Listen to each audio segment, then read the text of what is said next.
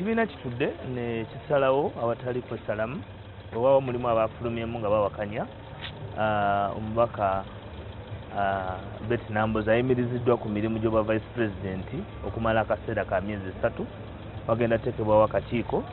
akagenda okunoonyereza ku bibaddewo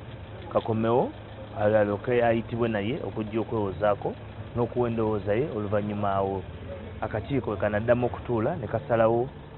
kikanaba kamusalidde naye bwe twogerera leero ekibiina kisazeewo ayimiriziddwa bunnambiro okumala emyezi 3 songa zibadde za njawulo okuba nti tagondera amateeka ga kibiina oluvannyuma yagandibwako okutuuza enkiiko n'azituuza abadde alina zaateekateeka ekyokubiri obutabeera mu nkiiko zino eza NEC tabeera nkona mu lumu tulowooza nti ekyo kiraga nti abadde n'obunafu ku paati ye. Akakiiko akakulembeze aka National Executive Committee obwedda katudde okuva ku makya nga kateesa ku nsonga nnyingi. Mu nsonga ezirimu omubadde okuvunaana Vice President wa Buganda mukyala Honorable Namboze bakireke okulaba nti ayimirizibwa okukola emirimu gye mu Democratic Party. Fe abamu tulowooza nti memba w'ekibiina yenna nga constitution yaffe ya Democratic Party bwegamba